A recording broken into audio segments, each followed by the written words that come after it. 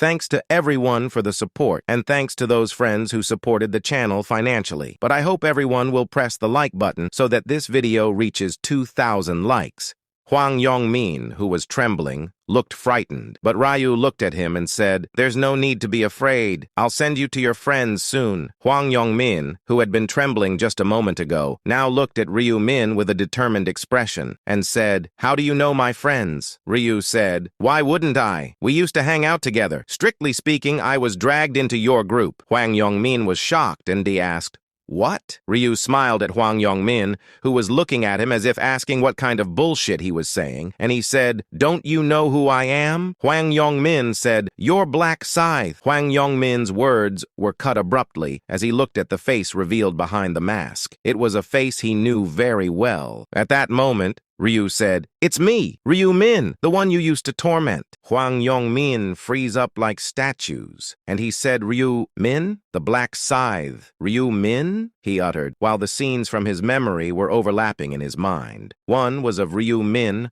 hunched over like a turtle. The other was of the Black Scythe, exuding an overwhelming charisma while slashing his arm. These two seemingly incongruous images pointed to the same individual standing before him. Then he said, "The same person? It can't be. Ryu Min, the nerdy guy, is the Black Scythe." Even after blinking his eyes a few times, there was no doubt that the unmasked man was indeed Ryu Min. Then Ryu said, "It seems hard to believe for you that I'm the Black Scythe." And he added, "Well, it makes sense. Until last year, I was the one who got beaten by you." Hwang Yongmin inquired, his voice quivering with a mix of emotions.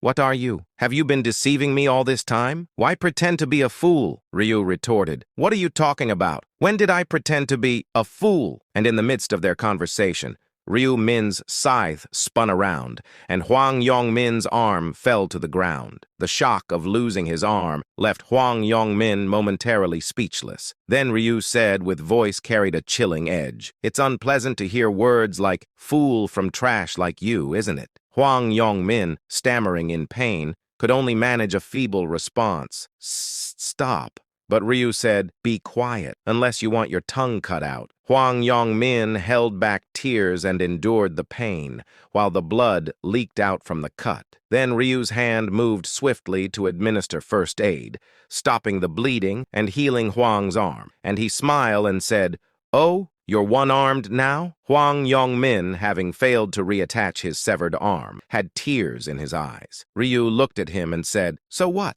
You can still live with one arm, right?" Although Ryu Min's actions seemed designed to shame him, Hwang Yongmin remained emotionally numb, overwhelmed by the situation. Then Hwang Yongmin asked, "Is it really you?" "The Ryu Min I knew." He was searching for a glimmer of the familiar in this transformed figure. Ryu replied, his voice devoid of sentiment. "No, the Ryu Min you knew is no longer here." After these words, Ryu slowly raised his scythe, akin to an executioner preparing to carry out a sentence, and said, "Goodbye." Hwang Yongmin's voice was desperate, pleading for a chance at redemption. "Wait, just a moment, Mina. Please spare me. I've caused you a lot of trouble, haven't I? I was wrong. I'm truly sorry." The scythe, previously in motion, hesitated in midair, and Ryu leaned in, appearing to consider Hwang Yongmin's plea, and said, "Is that so?" At that moment, Hwang Yongmin saw a glimmer of hope and thought, and said to himself, "Maybe I can survive this." Then he continued, carefully choosing his words, "You have nothing to gain from killing me. Why not use me?" Ryu's curiosity was piqued, and he said, "Use you? How so?" Hwang Yongmin quickly responded, "Well, I'll be your exclusive assistant. I'll obey your every command, run errands, act as bait during hunts, whatever you need." Ryu pondered for a moment, stroking his chin, while Hwang Yongmin held his breath in anticipation. But hope was short-lived. As Ryu said,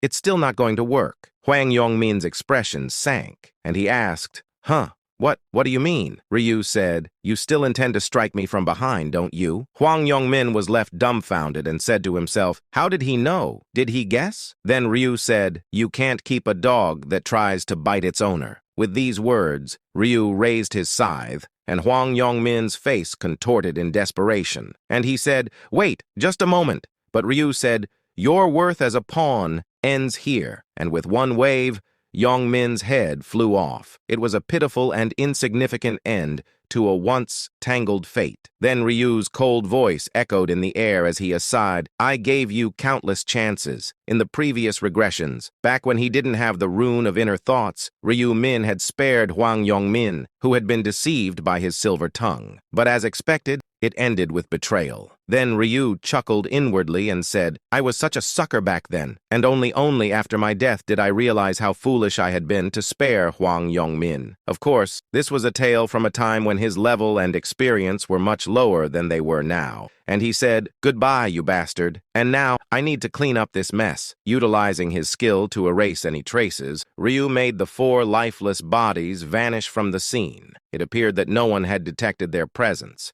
as there were no witnesses to be seen. After that, Ryu stowed away his scythe once again and donned his disguise. With this, he had successfully accomplished his goal of dealing with Hwang Yongmin and the Player Haven Cafe executives. Now, he was one step closer to the position of the chairman. Well, it wasn't just one step. It was more like a series of steps. And he said to himself, should I pay a visit to his house? With that thought, Ryu swiftly disappeared into the darkness. In the next day, people began to gather in the cafe meeting room. Then Yamti said, welcome, Chairman Nim. But the chairman didn't welcome her and said, come on in, Yamti. Yamti, with a smile on her face, scanned the room, but couldn't help noticing that some of the other executives were missing. And she asked, where are the other executives? Before the chairman could reply, he let out a sigh. Then he said, it's precisely because of that issue that we had to convene this meeting urgently. And he added, the executives have been killed. Yamti was shocked and asked, what? They're dead. And she stared at the room once more. There were empty seats, and the executives, who were never late, were absent today. Then she asked, what happened? Have you tried calling them? The chairman replied,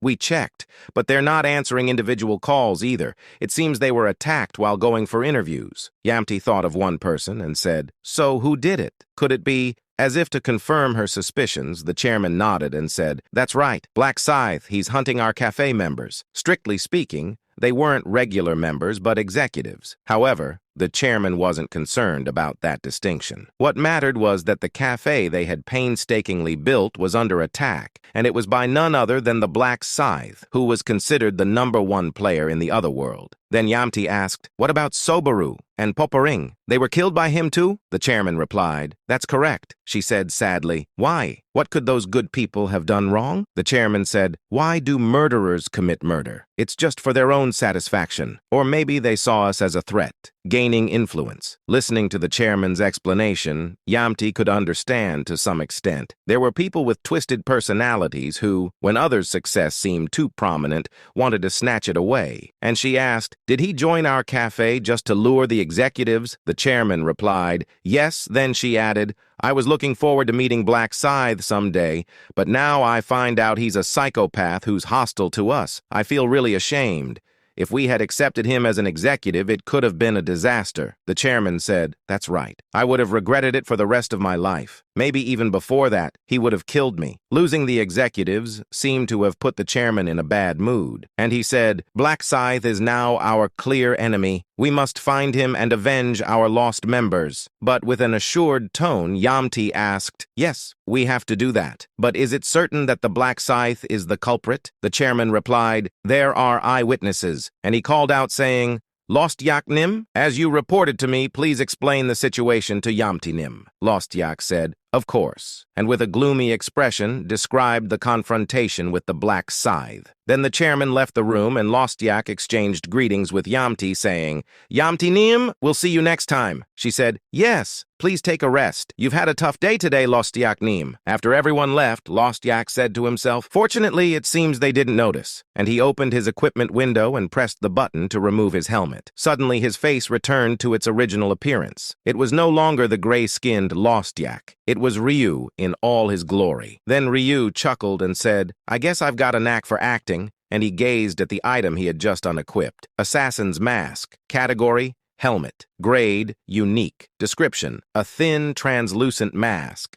Favored by assassins, boasting an astounding 99.9% success rate. They say no one can unveil the true face behind it. Defense. 1. Effect. By saying the trigger word, disguise, it lets you mimic the appearance of a player you've dispatched, down to their facial features, skin tone, voice, and physique, all flawlessly replicated. Durability, 3000 out of 3000. Usage restriction. Requires an expert or higher-grade Ryu had chosen this helmet as his reward from the previous time attack event, using a unique item selection ticket. Even though it lacked stats and provided minimal defense, its perks were invaluable. Then Ryu said, "Being able to transform into the appearance of a player I've slain is a major advantage." And it wasn't just about deceiving opponents. It had versatile applications, from gathering information to espionage and deception. In essence, it was the ideal mask for assassination. And he added with a smile, "There's no easier assassination than betraying allies." That was precisely why Ryu killed the executives today, as he needed to infiltrate their ranks as one of the executives. Then he said, "Now, I can even turn into Hwang Yong-min if needed. But for now, I'd stay focused on playing the role of Lost Yak." And he continued saying, "If I hadn't delved into Lost Yak's inner thoughts earlier, I wouldn't have been able to fool the other executives." As his speech patterns, habits, and social connections had all been meticulously unraveled by the rune of inner thoughts in previous regressions. That's how he'd managed to play the role of Lost Yak. And without the assassin's mask, this intricate plan would have been impossible. Then Ryu said, "Now, all that remained was seizing the right moment and taking over the position of chairman." Don't forget to like and subscribe and wait for the next part.